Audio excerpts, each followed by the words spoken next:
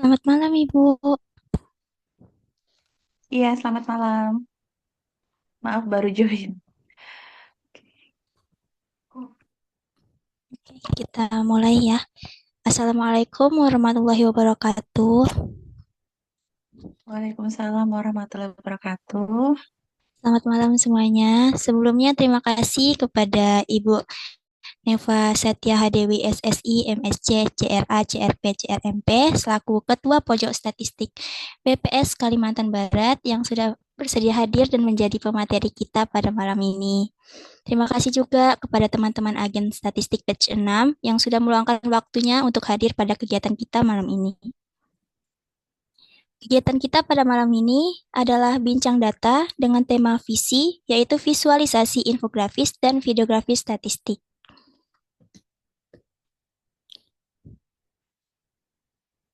Berikut susunan acaranya. Yang pertama pembukaan, kedua penyampaian materi, tiga tanya jawab, empat dokumentasi, yang terakhir penutupan. Baik, kita lanjutkan ke sesi berikutnya, yaitu sesi penyampaian materi dari Ibu Neva Satya Hadewi, SSI, MSc, CRA, CRP, CRMP, selaku Ketua Pojok Statistik BPS Kalimantan Barat. Dipersilakan, Ibu. Oke, baik terima kasih Kak. Untuk PPT-nya dari sana atau saya share sendiri? Dari Oh, saya dari sana boleh, ya. Ibu. Oke, boleh boleh. Bentar ya.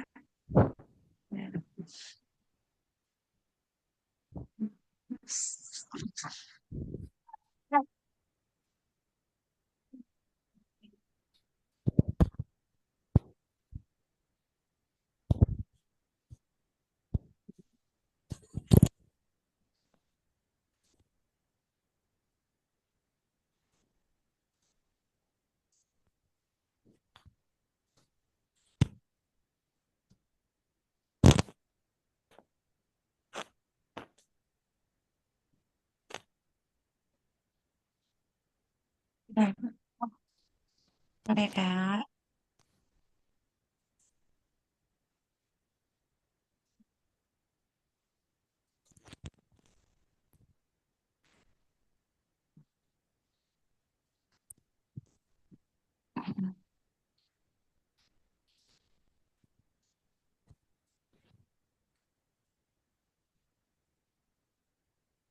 Oke. Baik, untuk materi malam hari ini kita akan membahas tentang visualisasi infografis dan videografis, khususnya di bidang statistik ya.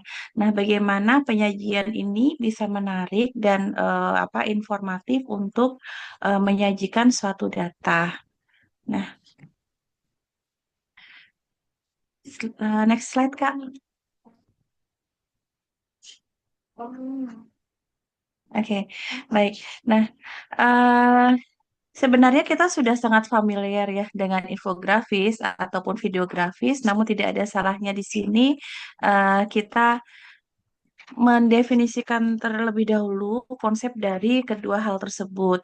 Yang pertama, yang dimaksud sebagai infografis, khususnya di sini di bidang statistik, yaitu bagaimana kita bisa memvisualisasikan data yang dapat menyajikan informasi secara kompleks ya.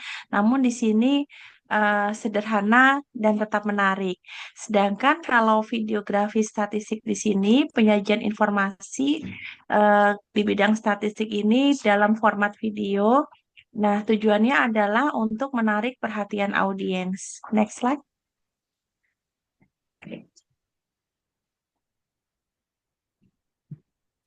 Nah,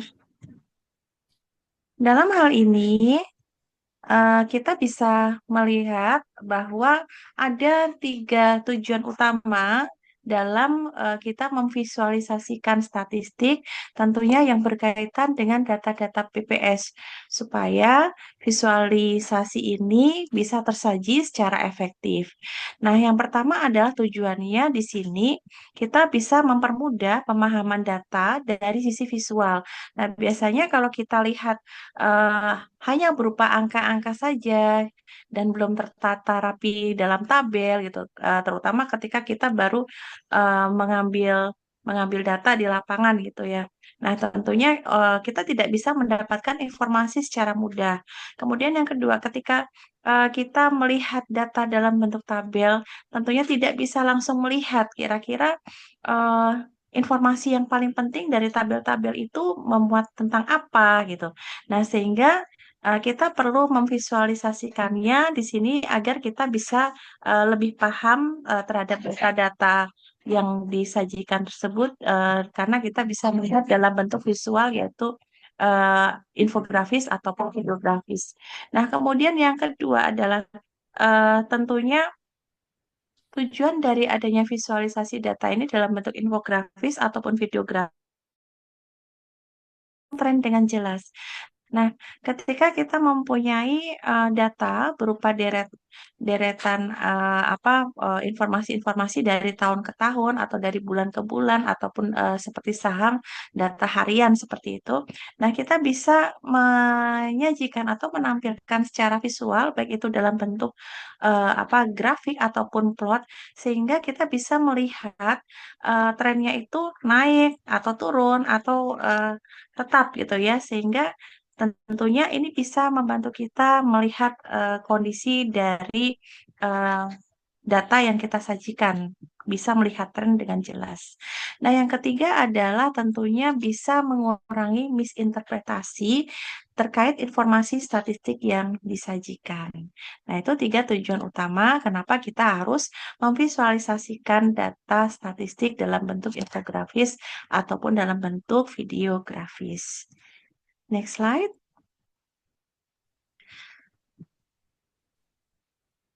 Next, oke. Nah, selanjutnya manfaatnya apa ketika kita menyajikan data-data BPS itu ke dalam infografis ataupun ke dalam videografis. Nah, yang pertama manfaatnya adalah tentunya bisa meningkatkan pemahaman informasi statistik bagi masyarakat. Dan yang kedua, kalau bagi peneliti ini tentunya infografis ini atau data-data dari data-data statistik ini merupakan sumber data yang valid bagi penelitian dan analisis. Nah, khususnya di sini yang akan kita bahas adalah infografis atau videografis yang terkait dengan data-data BPS. Nah, kemudian yang ketiga manfaatnya di sini adalah infografis dan videografis itu sebagai media di mana kita bisa menyampaikan informasi yang akurat kepada publik dan audiens. Nah, seperti yang kita tahu, eh, BPS secara rutin merilis berita resmi statistik ya secara berkala. Ada periode-periode waktunya. Nah, ini juga dalam hal menyampaikan berita resmi statistik ini sebelum tanggal itu tiba waktunya berita resmi statistik ini rilis, BPS selalu membuat flyer gitu ya yang diinformasikan atau diupload, diposting di dalam medsosnya, terutama di sini kita sering melihatnya di Instagram. Nah, tujuannya apa? Nah, ini adalah salah satu media penyampaian informasi supaya masyarakat ini tahu, oh iya nanti akan rilis berita tentang ini loh, tanggal sekian, jam sekian, sehingga informasi yang diperoleh nanti bisa selalu up to date. Nah, kemudian manfaat yang keempat, tentunya dalam hal statistik deskriptif, eh, infografis ini bisa kita katakan suatu ringkasan data ya. Nah, sehingga di situ tentunya bisa memberikan informasi terkait gambaran umum statistik data apa yang sedang dibahas dalam infografis ataupun dalam videografis tersebut. Seperti itu. Next slide. Oke. Nah, kita bisa mengetahui jenis infografis statistik itu apa aja yang bisa kita tampilkan gitu ya. Nah, yang pertama tentunya kita bisa menyajikan infografis ini dalam bentuk statistik deskriptifnya. Nah, statistik deskriptif ini eh, sederhana tetapi memuat informasi-informasi yang sangat penting. Nah, tentunya di sini bisa kita sajikan berupa data dalam bentuk ringkasan dan grafik. Nah, ringkasannya apa? Kita bisa melihat misalkan data yang paling terkecilnya apa, informasi data minimumnya apa, data paling maksimumnya apa, kemudian lonjakan, misalkan lonjakan harga tertinggi ini ada di bulan berapa, gitu ya, di tahun berapa. Nah, nah ini bisa kita lihat dalam bentuk grafik. Atau mungkin kita bisa menyajikan statistik deskriptifnya ini berupa misalkan eh, rata-rata usia harapan putus sekolah seperti apa gitu ya, atau rata-rata TPT-nya seperti apa. Nah, ini kita bisa sajikan di dalam statistik deskriptif di infografis. Nah, yang kedua, jenis infografis yang memuat tentang tren waktunya. Nah, ini biasanya kita bisa menyajikan contohnya adalah daftar data tentang harga komoditas gitu ya. Nah, tentunya kita kalau berbicara tren waktu, berarti datanya kita menyajikannya adalah data tahun-tahun sebelumnya, kemudian data saat ini. Nah, kita kita cek trennya seperti apa ketika kita gambarkan dalam suatu grafik.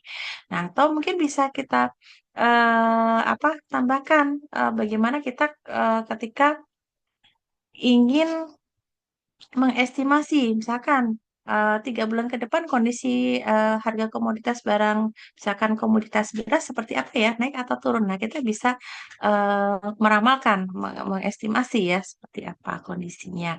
Nah, tentunya jenis infografis statistik yang terkait dengan tren waktu ini kita bisa menunjukkan perubahan data dalam periode tertentu. Bisa apa periode tahunan, bulanan, mingguan ataupun bisa kita buat dalam bentuk hariannya. Nah, yang ketiga adalah jenis infografis yang berupa peta tematik. Nah, tentunya kalau kita berbicara tentang peta, di sini merupakan visualisasi data sudah berkaitan dengan lokasi dan tema tertentu.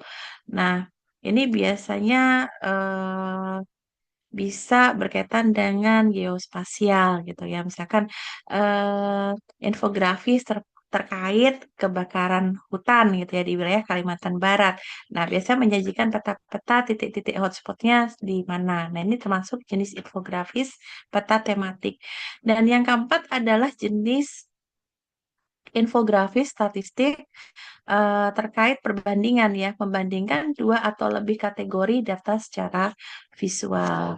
Nah, ini adalah jenis-jenis infografis yang bisa kita apa buat ya, tergantung temanya apa nanti dalam infografis tersebut. Nah, next slide. Nah, bagaimana tips kita ketika kita ingin membuat suatu infografis gitu ya? Nah, tentunya tips yang pertama adalah bagaimana kita bisa menyederhanakan ya, menyederhanakan angka supaya kita bisa mempermudah pemahaman audiens. Seperti yang saya bilang tadi, misalkan ada deretan misalkan harga komoditas beras dari bulan Januari sampai Desember 2024, misalkan di Kabupaten Sintang. Nah, kita ingin menyajikan informasi tersebut seperti apa trennya gitu. Tentunya kan kita bisa melihat apakah dari bulan ke bulan ini ada kenaikan atau penurunan harga beras atau tetap atau mungkin ada data yang ekstrim sekali bulan bulan berapa harga beras naik tinggi, melonjak tinggi atau pada bulan apa harga komoditas beras ini turun drastis. Nah, eh, kalau kita mencantumkan semua angka-angka itu di setiap bulannya pada grafik tersebut, tentunya ini cukup cukup membuat infografis infografis itu penuh banget gitu ya. Nah, bagaimana kita menyederhanakannya? Kita cukup mengamati dari grafik yang kita buat itu adalah ada di bulan apa angka yang paling apa ya kita anggap istimewa, memberikan informasi yang paling istimewa, misalkan yang paling harga paling mahalnya di bulan apa. Nah itu kita bisa berikan dan tulisan angka tersebut gitu ya, kita kasih tanda di situ atau kita kita bold angkanya dan seperti apa sehingga cukup angka itu yang kita munculkan, yang lainnya mungkin cukup tersaji melalui angka-angka pada sumbunya, sumbu horizontal ataupun sumbu vertikalnya. Nah, seperti itu. Nah, kemudian kita bisa memilih grafik ya. Pilih grafik yang sesuai dengan data yang ada.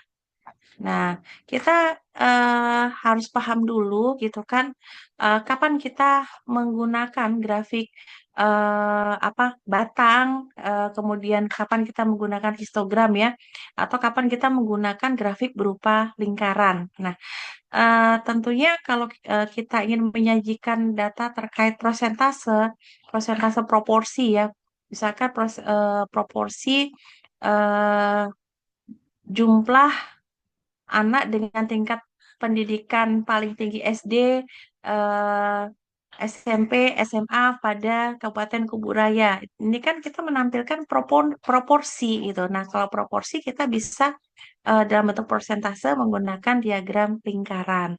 Nah, seperti itu. Jadi, eh, sekarang bahkan kan banyak bentuk-bentuk grafik yang sudah dimodifikasi sedemikian sehingga tampilannya menarik untuk apa disajikan. Nah, kita boleh boleh memilih mana yang kira-kira sesuai dengan tema yang akan kita eh, bawa dalam infografis tersebut. Nah, kemudian adalah warna yang kita gunakan ini harus konsisten gitu ya. Gunakan warna supaya ketika orang melihat ini tidak tidak apa ya, tidak random gitu. Jadi tidak semua warna digunakan. Nah, ada aturan-aturan dalam penggunaan warna gitu. Eh, Nanti kita bahas di setelah apa slide ini, di dalam slide ini ada materi tentang psikologi warna ya. Kita bahas di situ nanti. Nah, ini tips infografis yang keempat adalah bagaimana kita membuat visual ini menarik. Tentunya gunakan elemen-elemen visual yang menarik dan informatif untuk audiens.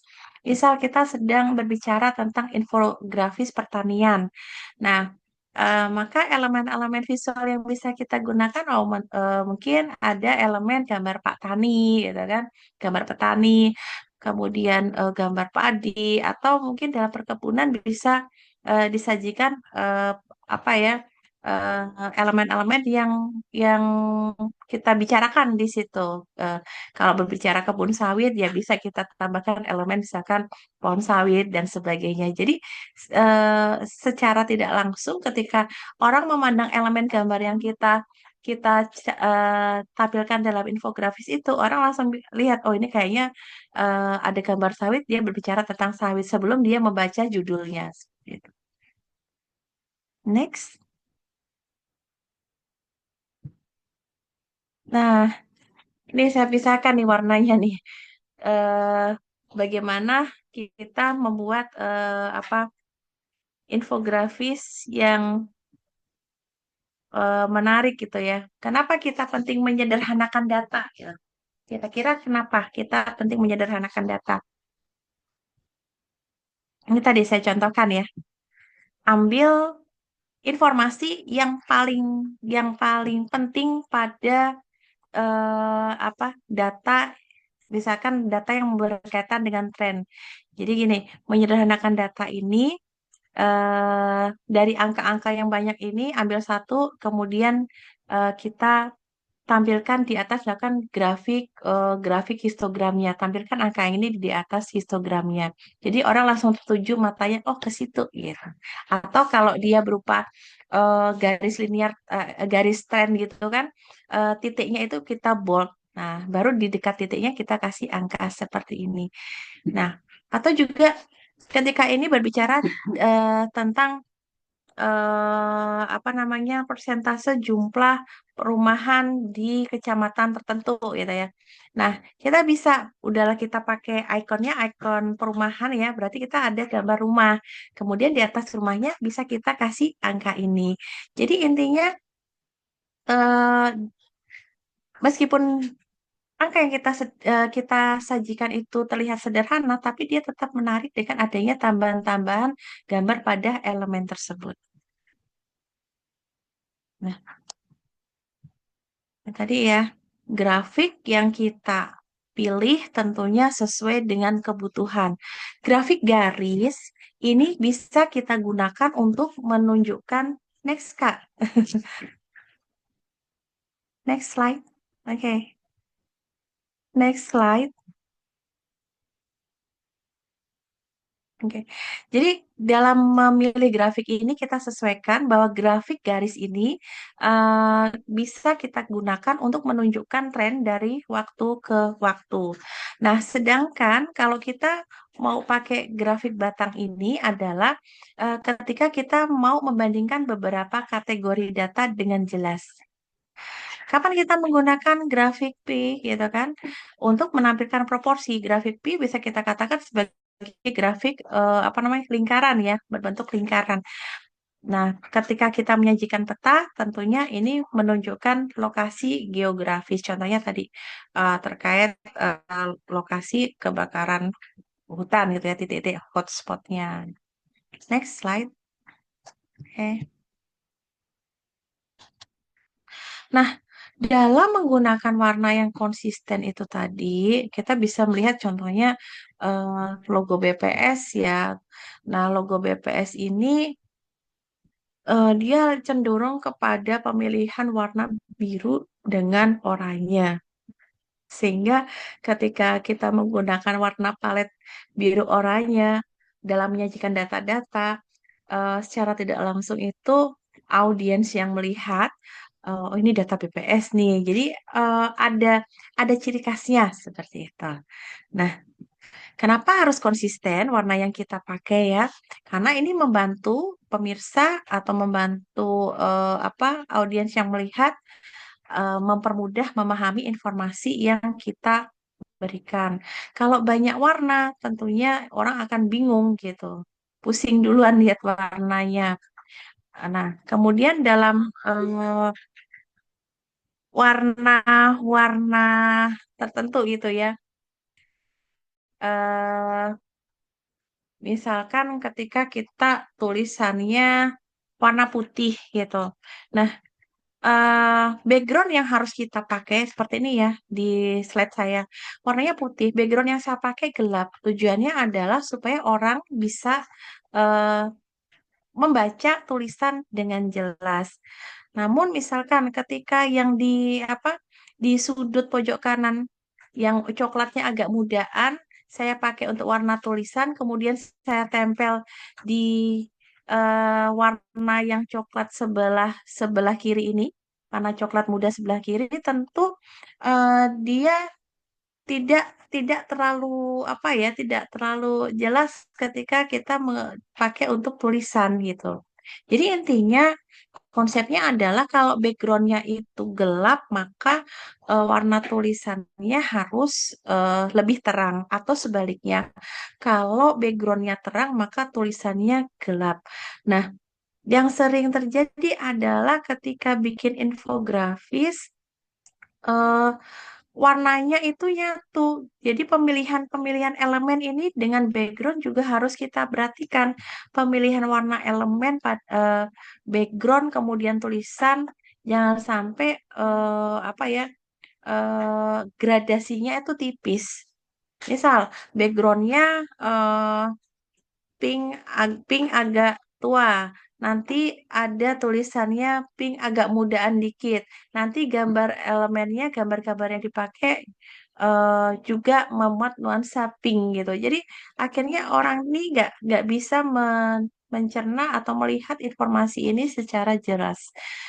Sehingga perlu adanya kontras tapi tidak perlu banyak warna.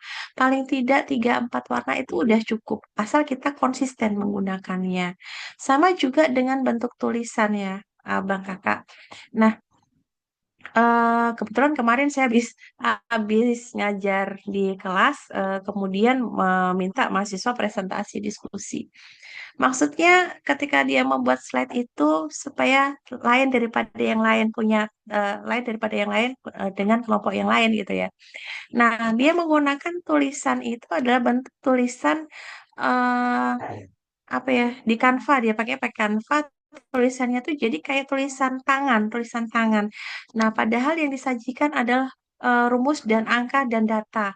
Akhirnya bukan terkesan bagus, tetapi malah kesannya membuat mata pemirsa itu lelah untuk membaca tulisan-tulisan itu karena kita harus benar-benar mengamati gitu kan baru bisa tahu oh ini bacanya ini. Apalagi tanda pertidaksamaan, tanda bagi atau simbol-simbol dalam dalam statistik ini harus benar-benar dituliskan sesuai dengan notasi yang benar gitu ya. Jadi pilihlah huruf yang memang itu sudah lazim dan jelas untuk dibaca. Nah, kita boleh kok menggunakan misalkan font yang berbeda di dalam satu infografis boleh, tetapi font yang berbeda ini paling tidak paling banyak itu 3 jenis font yang kita gunakan. Supaya orang juga kesannya nggak terlalu ramai infografis yang kita buat. Nah, seperti itu.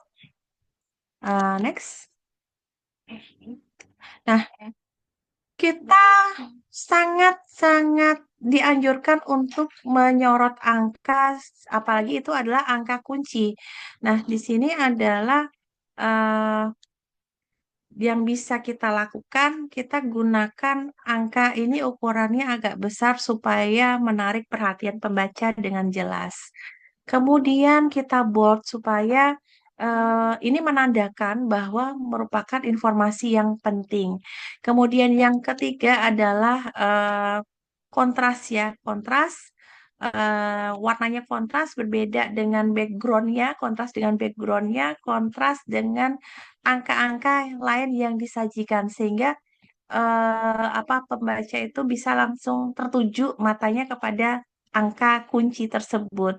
Nah, misal bisa kita sajikan di bagian tengah gambar gitu ya, atau mungkin paling paling sudut gambarnya atau seperti apa. Intinya adalah bagaimana kita bisa menyajikan itu dengan apa tujuan menyorot angka kunci dan orang ketika melihat infografis langsung tahu oh itu angka penting seperti itu.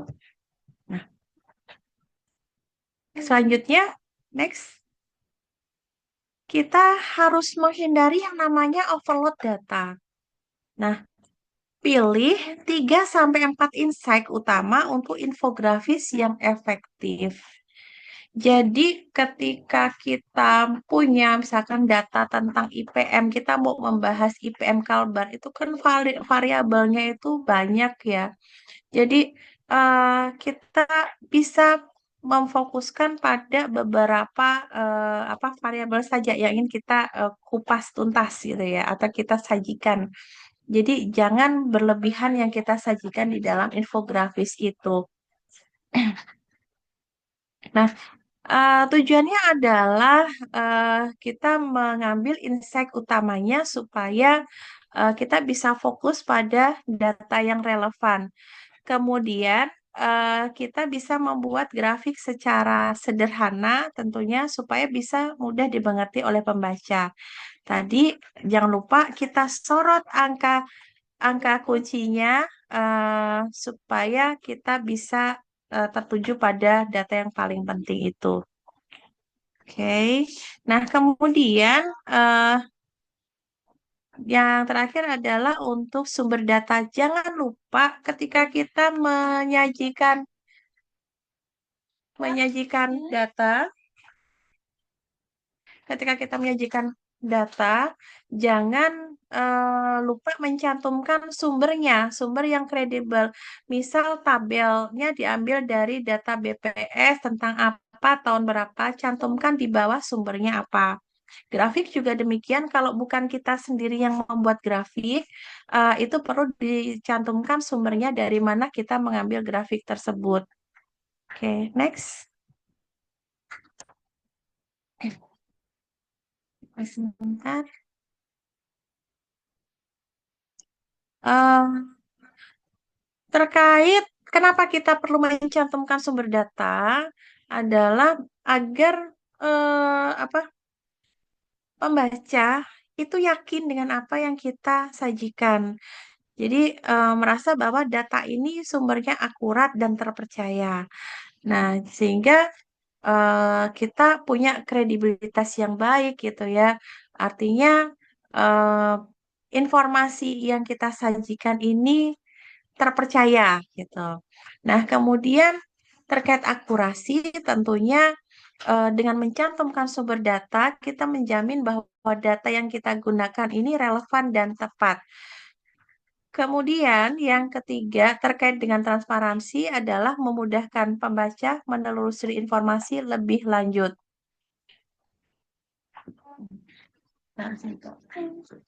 Kemudian yang keempat terkait dengan referensi, tentunya tadi ya menyediakan sumber yang valid untuk analisis lebih lanjut. Next slide.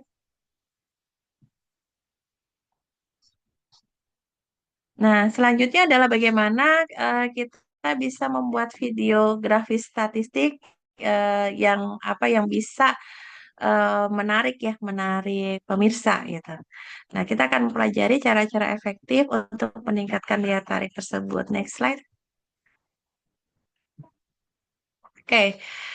eh Kita perlu membuat narasi singkat gitu ya. Pentingnya apa kita membuat narasi singkat? Adalah di bagian pembukaannya. Sehingga eh, paling tidak orang itu bisa punya rasa ketertarikan ketika kita membuka video grafis gitu ya. Eh, Bisa tahu kira-kira apa yang mau disajikan gitu. Nah, yang kedua adalah contoh narasi yang tepat dapat menjelaskan data kompleks dengan cara yang sederhana.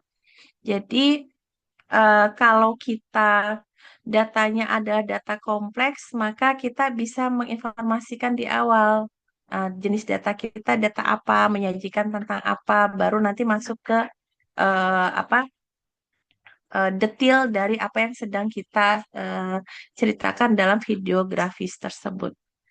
Seperti itu. Nah, tentunya jangan lupa ketika kita menyajikan video grafis ini, angka angka besar atau angka-angka yang akan kita sajikan, angka-angka penting itu bisa kita animasikan atau bisa kita apa kita buat paling menonjol gitu ya, sehingga menguatkan pesan yang disampaikan dalam narasi. Seperti itu. Bentar.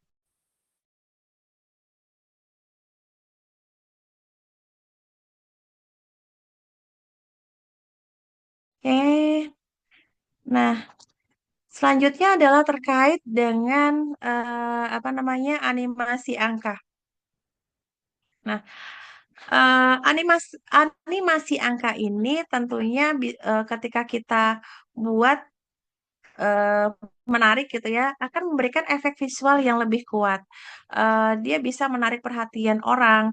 Nah, kemudian kita bisa juga menggunakan grafik bergerak sehingga informasi-informasi ini bisa tersaji lebih cantik gitu ya. Tentunya orang lebih mudah memahami. Next slide.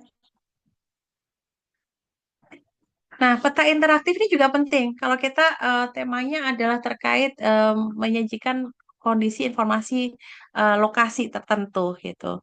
Nah, gunakan peta interaktif karena di sini kita biasanya pakai data spasial, kemudian pewarnaan peta itu juga harus kita buat sesuai dengan kondisi-kondisi tertentu gitu. Misal nih, kita lagi membahas apa kebakaran hutan gitu ya. Tentunya kalau kita menyajikan hotspot atau titik titik api ini tidak dengan warna api apa merah menyala atau apa orange tua tentunya tidak pas gitu ya. Jadi kita sesuaikan kalau warna kalau tentang kebakaran berarti gunakan warna tema yang kebakaran atau mungkin kita menyajikan lokasi perkebunan atau lokasi daerah pertanian berarti kita lebih cenderung menggunakan apa warna eh, hijau itu ya warna hijau dalam videografis peta tersebut. Nah, pewarnaan peta yang tepat tentunya bisa membantu menonjolkan perbedaan variabel sehingga kita bisa memudahkan audiens untuk memahami informasi yang kita sampaikan. Nah, seperti itu. Next. Nah, durasi singkat ini juga sangat penting ya, karena eh, kalau kalau kita membuat video grafis dalam durasi lama, kadang orang malas untuk ngelihatnya, kecuali kalau memang itu sangat menarik banget dan orang memang membutuhkan video grafis kita. Tapi paling tidak tujuan utama kita adalah ketika kita membuat video grafis ini, audiens ini bisa langsung dapat feel-nya, informasinya gitu. Jadi memilih insight yang tepat untuk videografi statistik yang efektif itu adalah dengan memperhatikan durasi ini. Paling tidak 2 menit itu sudah lumayan kalau orang mau nonton videografis kita secara full ya, seperti itu. Yang penting pesan utamanya ini bisa kita sampaikan dengan jelas. Next.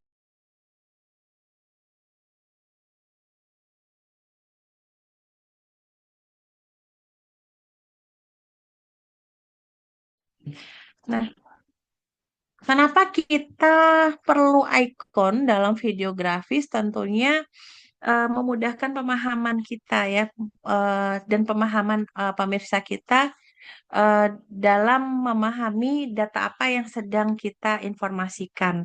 Yang kedua, ikon videografis ini dibuat untuk menarik perhatian serta meningkatkan estetika.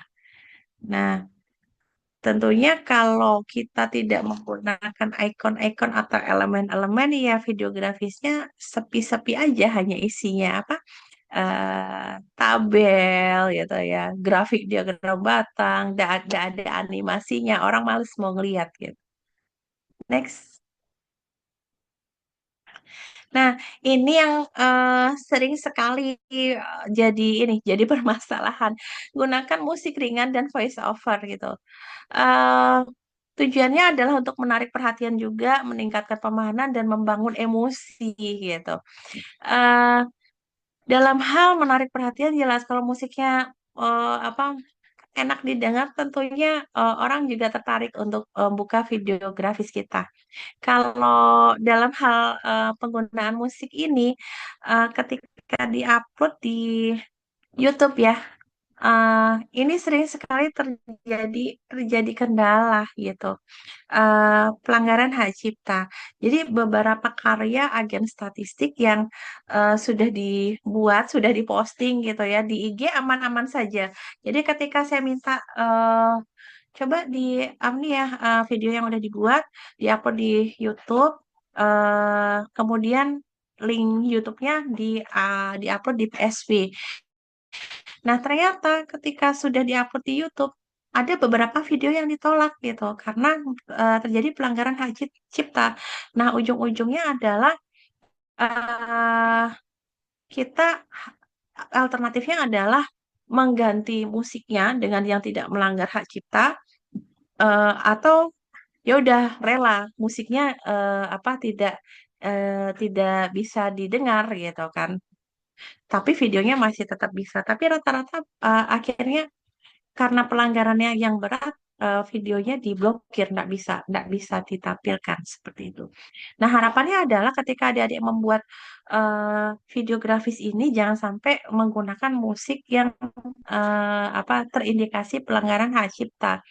Karena sayang banget gitu kan kita bisa bisa harusnya bisa mengupload di YouTube akhirnya kita tidak bisa mengupload tapi hanya bisa kita nikmati sendiri karena kita yang megang akun itu. Tapi orang lain nggak bisa lihat apa yang kita upload gitu. Next.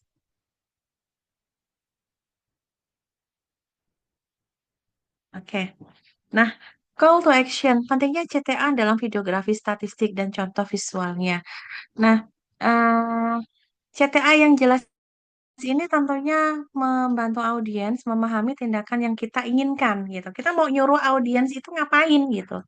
Nah, kemudian gunakan desain yang menarik untuk memperkuat pesan call to action-nya dan buat contoh visual yang efektif dapat meningkatkan respon audiens terhadap CTA. Contohnya adalah beberapa videografis ataupun beberapa video video edukasi atau video yang ada di Instagramnya Pojok Statistik. Uh, Meskipun kadang yang disajikan dalam video itu uh, kocak gitu ya, atau humor gitu. Tapi endingnya selalu disebutkan apa kunjungi eh, website BPS gitu, www apa gitu.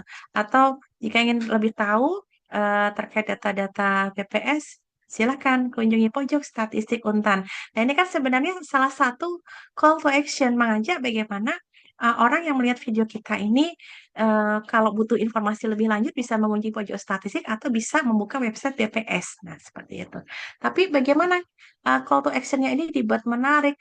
Oh, tentunya bisa dibantu selain kita mengucapkan kunjungi www apa gitu kan atau kunjungi pojok statistik Untan kita bantu dengan apa visualisasi tulisan atau mungkin logo gitu sehingga orang oh yang kayak gini loh ternyata apa oh yang kayak gini alamatnya apa situs websitenya BPS gitu oke oh pojok statistik itu ternyata yang di pojok gedung perpustakaan Untan. Nah, sambil kita bisa di akhirnya itu menunjukkan video tentang lokasi pojok statistik. Nah, seperti itu yang dimaksud dengan call to action.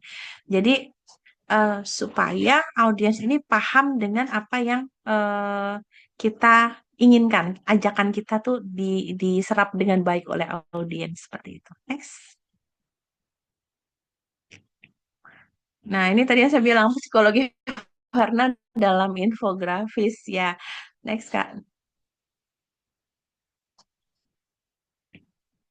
Nah, ternyata kita tidak sekedar hanya memakai warna merah, kuning, hijau di langit yang biru gitu. Ternyata harusnya kita tahu psikologinya. Kalau warna biru itu ternyata sebenarnya memuat eh, pesan kesan gitu ya tentang kredibilitas dan profesionalisme. Nah, karena kita mau menciptakan kesan profesional atau kredibel, berarti warna ini sangat cocok untuk grafik yang menampilkan terkait statistik ekonomi, gitu ya. Contohnya ya seperti itu. Nah, kenapa statistik ekonomi kok cenderung kita bisa pakai warna biru? Karena ini kan kita mau menyampaikan informasi terkait perkembangan ekonomi, misalkan kayak gitu. Nah, berarti kan data kita harus terpercaya gitu. Nah, supaya kesannya profesional, benar siapa yang mengeluarkan data ini? Nah, ini bisa kita sebutkan tadi ya, selain menggunakan warna, informasi dari sumber datanya harus kita cantumkan di bawah apa namanya di bawah tabel atau grafik yang ada. Next. Oke. Jadi tadi yang hobi pakai warna biru diingat-ingat ya. Berarti kalau kita favoritnya warna biru, kita termasuk golongan orang yang apa kredibilitasnya bisa bisa di ini bisa tidak diragukan lagi gitu ya. Nah, hijau pecinta hijau nih. Ternyata hijau ini melambangkan pertumbuhan dan positif, aura positif gitu ya. Nah, eh, karena kita berbicara tentang pertumbuhan, nah berarti banyak harapan yang kita inginkan di situ. Nah, sehingga di sini cocoknya adalah kita bisa menunjukkan tren positif dalam statistik. Nah, kira-kira apalagi warna hijau itu selain pertumbuhan dan positif, maka secara psikologi itu hijau itu adalah dekat dengan alam. Nah, hijau dekat dengan alam berarti di sini kita bisa menyajikan data-data terkait apa pertanian, perkebunan gitu ya. Pokoknya yang berkaitan dengan alam gitu. Kita bisa memilih tema warna hijau. Nah, hijaunya ini bisa hijau gradasi gitu ya, hijau hijau tua, hijau daun gitu kan. Hijau muda sampai hijau stabilo pun kita bisa gunakan di sini. Intinya memuat kesan melambangkan pertumbuhan dan harapan serta apa positif tadi ya. Tren positif seperti itu. Next slide. Nah, merah. Sebenarnya kalau kita berbicara merah, eh, apa ya? Kalau kalau teman kita aja ke kampus pakai pakai warna baju merah gitu, langsung kan mata kita tertuju pada pada teman kita. Merah gitu kan. Atau kita pakai aksesoris apa warna merah, ih merah gitu. Nah, ini artinya sebenarnya merah itu eh, ingin eh, diperhatikan lebih. Karena ingin diperhatikan lebih, kita bisa mengartikan bahwa merah ini adalah suatu peringatan atau sesuatu yang dipandang urgent gitu.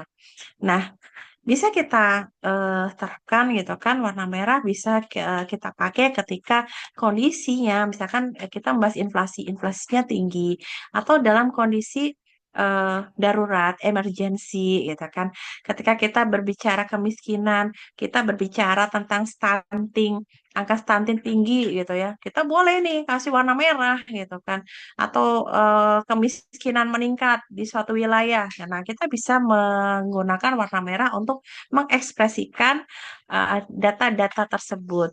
Nah, kita bisa bisa katakan bahwa karena ini merupakan peringatan bersifat urgensi, uh, sehingga dampak visual yang diharapkan dengan adanya warna merah ini tentunya orang tahu bahwa ini penting, signifikan dan mendesak untuk uh, di apa misalkan mendapat perhatian khusus atau ditangani gitu ya. Next. Nah, ini si pecinta orange dan kuning. Nah, ternyata di dalamnya itu memuat energi. Nah, sehingga karena kita apa berenergi ya, tentunya kita mempunyai rasa optimis gitu. Nah, cocoknya adalah apa nih kira-kira kalau kita warna orange, kuning gitu. Berbicara tentang apa nih? Kira-kira apa? Biasanya data apa yang pakai warna orange, kuning? Optimis? Nilai-nilai apa yang kita biasa sajikan? Kita pengen pengen menunjukkan optimisme gitu. Ada nggak contohnya kira-kira?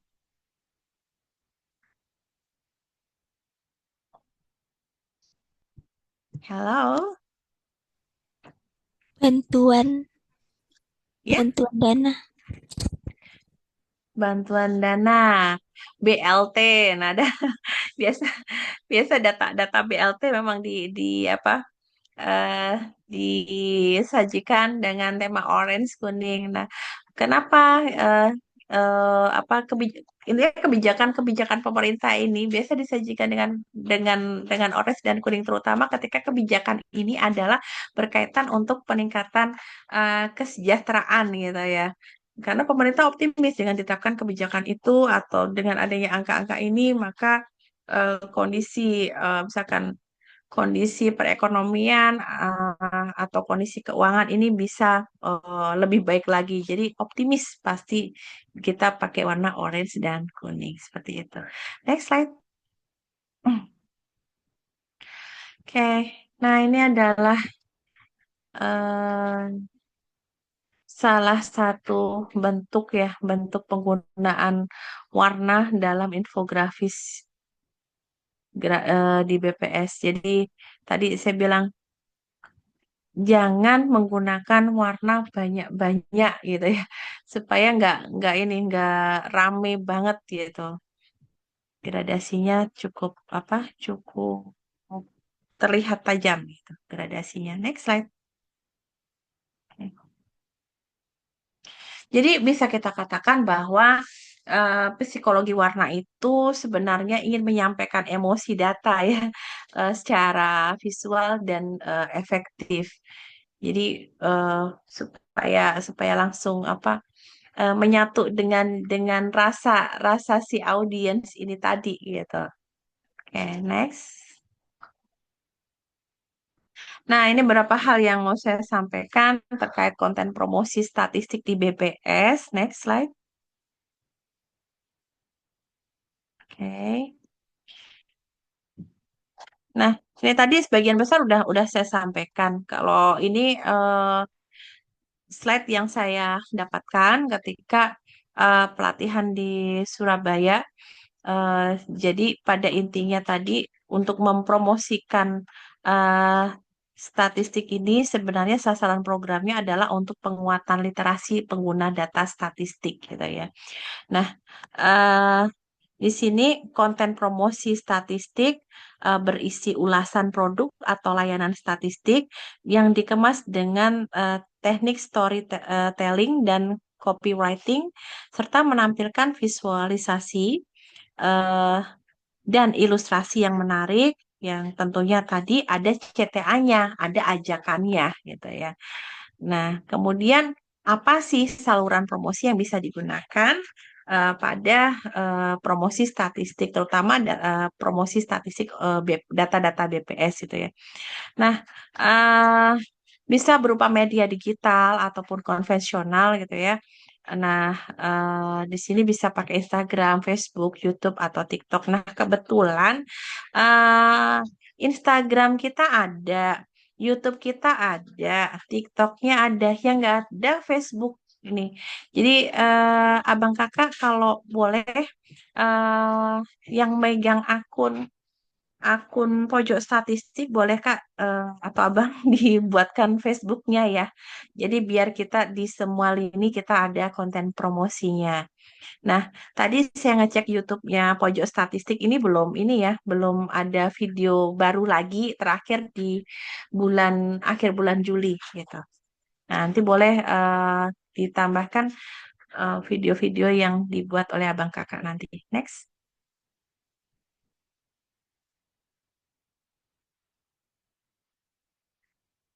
Nah, pada hakikatnya tujuan promosi statistik BPS itu yang diharapkan adalah kita bisa memperkenalkan angka atau indikator statistik dari layanan statistik ke publik dengan cara menarik.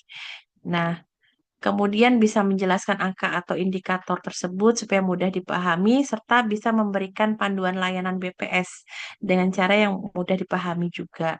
Nah, biasanya konten-konten ini tadi, terutama videografisnya ya, videografisnya itu dibuat kadang ada yang terkait dengan tutorial, misalkan membuatkan videografi terkait tutorial penggunaan dashboard kuda sembrani BPS. Nah, itu belum ada sih kayaknya tentang itu boleh dibuatkan Kak.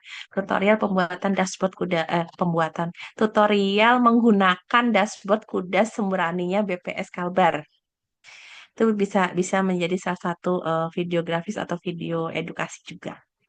Oke, next.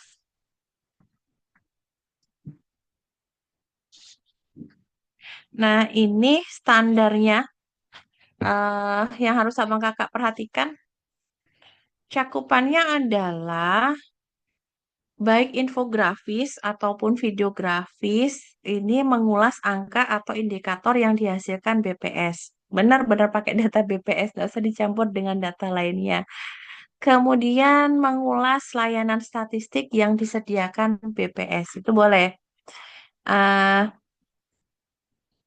Uh, Kalau di BPS itu kan ada beberapa divisi ya. Nah, bagi yang magang di BPS, mungkin boleh nih membuat video atau konten yang menceritakan tentang layanan statistik di BPS.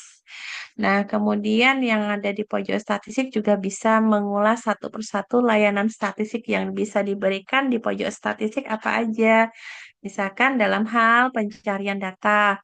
Nah, nanti bisa dibuat apa alurnya seperti apa, harus menemui siapa atau caranya gimana dalam menggunakan website BPS itu boleh dibuat kontennya.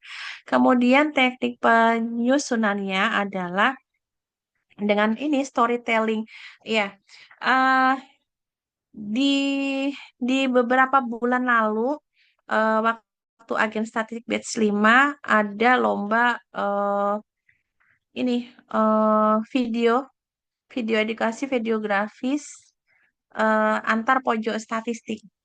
Nah, pojok statistik Untan mengirimkan video terbanyak 7 gitu kan, yang lainnya paling banter 2 gitu. Tapi sayangnya 7-7-nya kalah. Padahal sebenarnya untuk muatannya penilaiannya udah bagus. Nah, kalahnya ada di mana? Ternyata teknik pengambilan video dan juga teknik eh, dalam perekaman apa suara itu menjadi poin penilaian juga. Nah, komentarnya adalah teknik pengambilan videonya kadang goyang gitu kan. Selain goyang juga apa namanya? eh apa sih namanya pixel?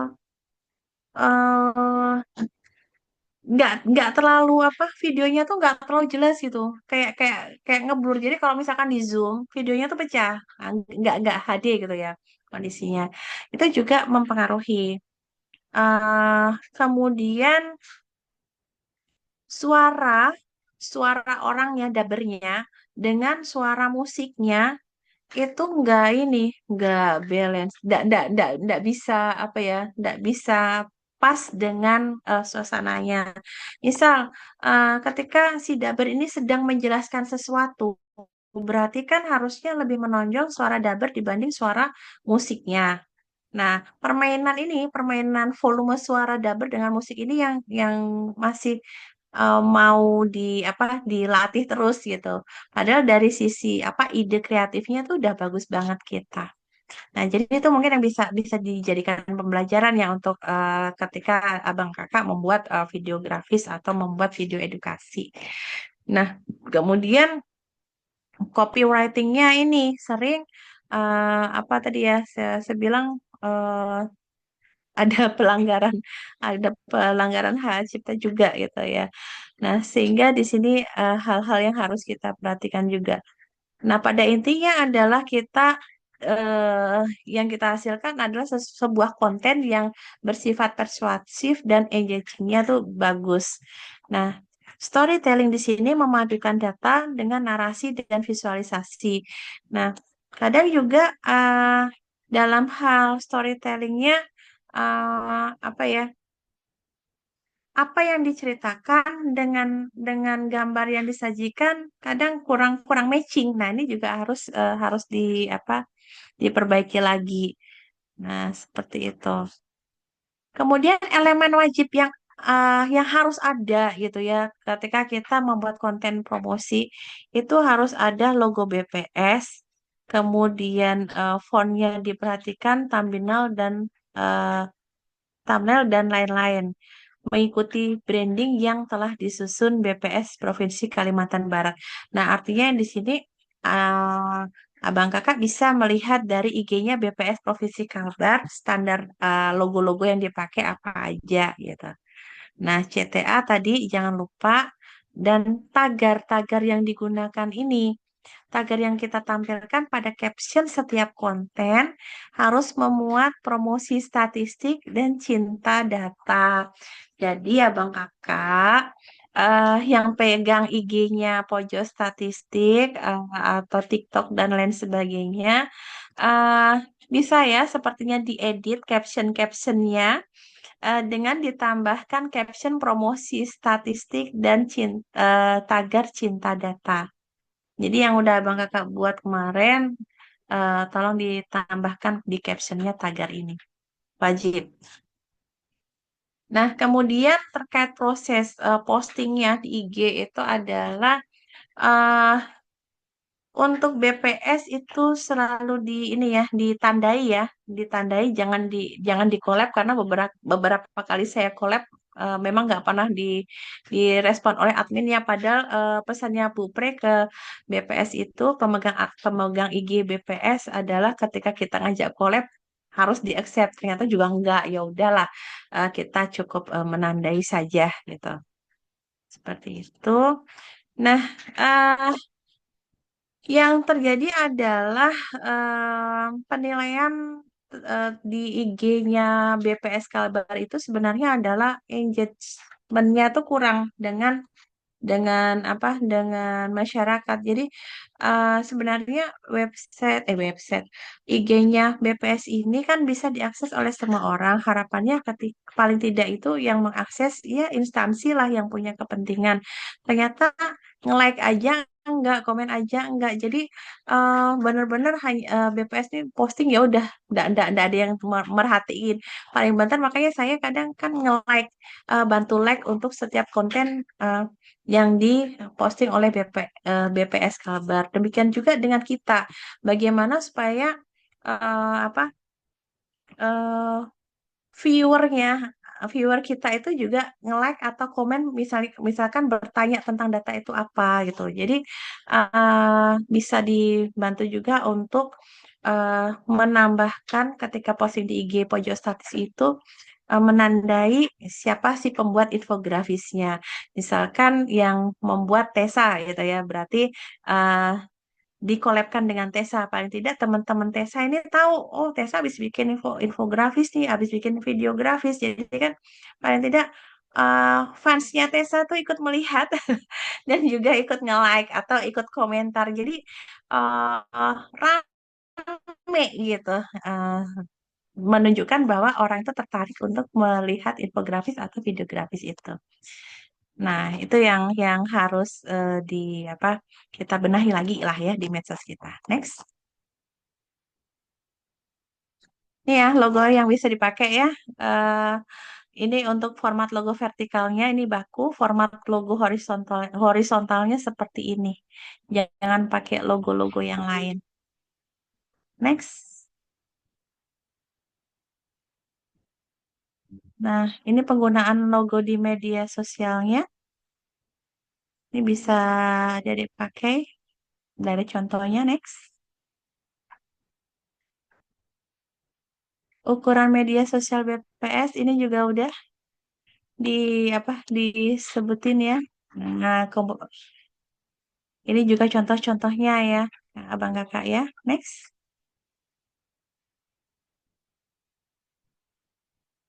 Nah, ini ukuran videografisnya. Nanti diperhatikan ketika membuat video. Ini bisa diadopsi sesuai dengan aturannya. Next. Oke, ini contoh-contohnya. Nah, ini yang terakhir ini apa? Biasanya kita kita pakai untuk mengakhiri videografis gitu. Nah, apa ya masuk ke dalam kategori CTA, gitu. Ajakan untuk mengingat oh ada sensus misalkan mau ada sensus ekonomi. Oh ya harus buka website BPS dan lain sebagainya itu di akhir biasanya, di akhir penutup videografis. Next.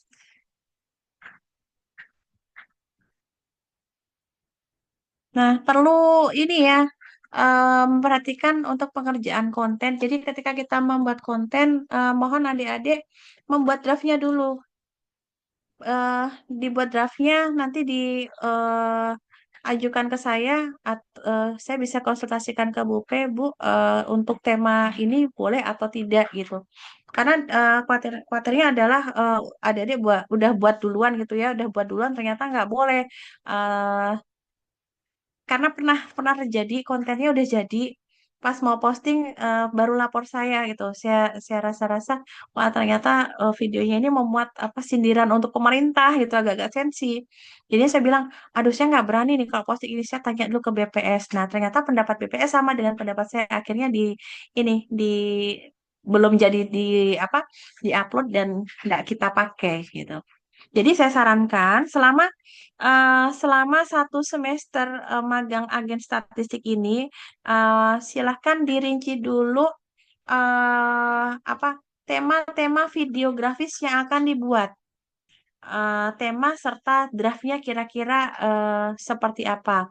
Jadi ini yang dibuat dulu, baru kemudian setelah oke, kalian boleh langsung mengerjakan seperti itu. Nah, finalisasi naskah, membuat visualisasi yang menarik, dan finalisasi konten. Jangan lupa ada ininya ad-nya ya, ad BPS Kalbar, ad BPS Statistik ini untuk di apa? Untuk di mention. Next, next. Udah habis. Oke, itu Abang Kakak ya terkait dengan infografis dan videografis serta eh, tagar atau mention atau logo yang harus serta ukuran-ukuran yang harus kita pakai dalam membuat konten infografis ataupun videografis. Itu dulu Abang Kakak. Mungkin ada yang mau ditanyakan?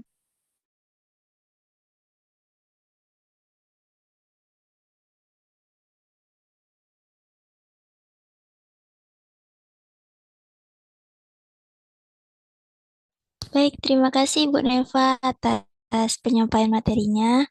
Selanjutnya adalah sesi tanya jawab bagi teman-teman yang ingin bertanya, dipersilakan.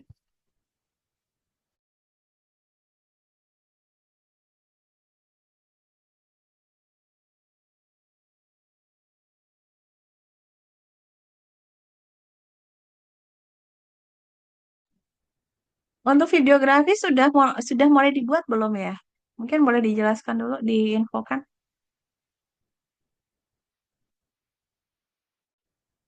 Sudah Apa ada rencana, penerbitan? Ya, udah. ya sudah ada direncanakan. Oke. Paling tidak kita punya punya drive ya, ada apa Excel ya.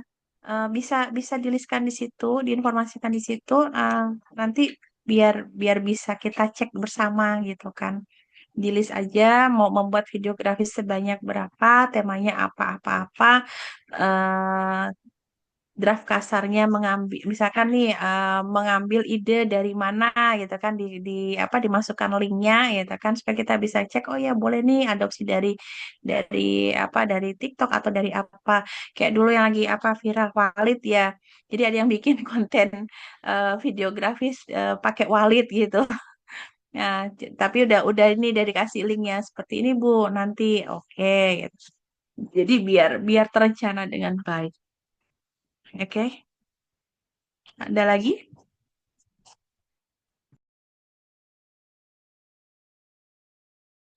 Ya, satu satu pesan saya apa namanya? Kan sudah ada DPL-nya gitu kan.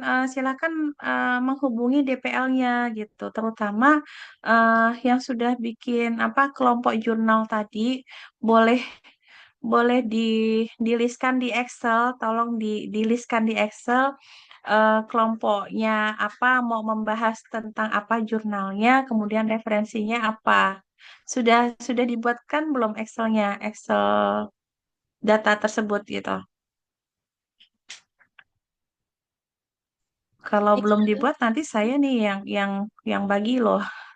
Excel pembagian kelompoknya sudah ada, Ibu. Cuman Ah, memang kebanyakan belum pada memilih tema atau judulnya gitu, Bu, baru pembagian kelompok. oke, ini hari apa nih? Hari Rabu. Paling tidak Jumat sudah ada temanya karena kita nggak terasa sudah mau habis Agustus gitu ya. Nah, jadi menulis itu nggak bisa sebentar gitu. Ya, hari Jumat difinalisasi apa list kelompoknya apa, mau membahas apa, dan cantumkan referensinya gitu. Nanti saya cek di hari Jumat di Excelnya. Baik, Ibu. Oke. Soalnya dosen pembimbingnya pada nanya-nanya saya, Bu, emang udah dibagi ya apa DPL-nya? Saya bilang udah kan ada di SK, ada SK agen, ada SK DPL, kemudian ada apa link Excel-nya juga kita bisa tahu siapa membimbing siapa gitu. Ternyata belum pada lapor gitu. Oke, jadi itu ya pesan saya segera segera menghubungi DPL-nya masing-masing. Template laporan akhir sedang saya susun, di mana template laporan akhir itu berisi logbook aktivitas juga. Oke, ada lagi yang mau di ini ya ditanyakan? Ibu, izin bertanya buat kegiatan kita yang hari Jumat, Bu. Itu kan Oh iya, sekitar jam betul. 1 siang ya, Bu. Untuk Mm-mm. teman-teman yang di BPS itu gimana ya, Bu, ikut kegiatannya? Tadi kan Bu Pre nanya, ini wajib semua Kak Bu. Saya bilang yang standby di Potik wajib ikut gitu kan, wajib ikut di apa di kelas gitu kan. Nah, kalau yang di BPS, saya menyesuaikan aja dengan BPS-nya. Kalau misalkan memang dibolehkan ikut di kelas, ya berarti bergabung di kelas.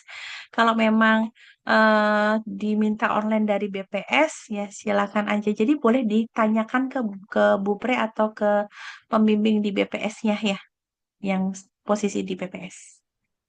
Baik, Ibu. Terima Disesuaikan kasih. aja. Tuh. Ada lagi?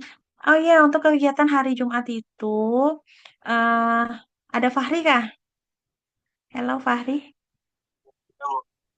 Oke, Fahri minta tolong besok eh ketemu ketemu Bu Santika eh apa terkait apa tuh kita kan hari Jumat tuh mau online ya, online sama offline kan di kelas. Jadi kita butuh itu loh, apa kamera kamera yang buat di kelas tuh. Nah, pinjam minta tolong pinjam dengan Bu Santika untuk dipasang di lab. Nanti bisa ketemu sama Kak June juga. Kak June itu kan asisten laboran statistik. Jadi yang bertanggung jawab dengan ruang lab itu. Saya udah pernah sampaikan Kak June juga kalau hari Jumat itu saya mau make labnya untuk kegiatan itu gitu. Nah, sekalian juga mungkin dicoba alatnya, koneksinya seperti apa. Gitu. Nah, kemudian kan ada moderator yang moderatornya kan udah ada. Nah, mungkin sepertinya perlu ini deh, perlu MC-nya gitu. Perlu MC-nya siapa salah satu dari kalian untuk memandu kegiatan itu. Yang jelas pesertanya sih hanya kita-kita aja sih sama mahasiswa saya, eh, sama orang-orang BPS, nggak tahu apa Bapak Ibu pengelola pojok statistik mau hadir atau enggak, kita nggak tahu. Jadi diminta tolong ada MC-nya untuk memandu acara itu. Atau mau moderator kerangkep MC juga boleh. Jadi kalian ini aja, kalian diskusikan besok. Nah, intinya besok minta tolong dibantu persiapan ruangnya.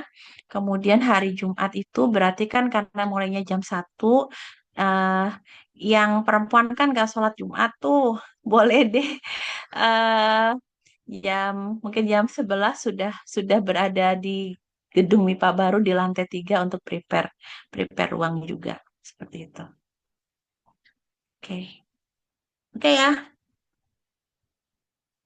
Oke. Oke, Ibu. Oke. Cukup lah ya kayaknya ya. Baik, karena tidak ada pertanyaan lagi, kita lanjutkan ke sesi dokumentasi. Teman-teman yang bisa open cam boleh open cam.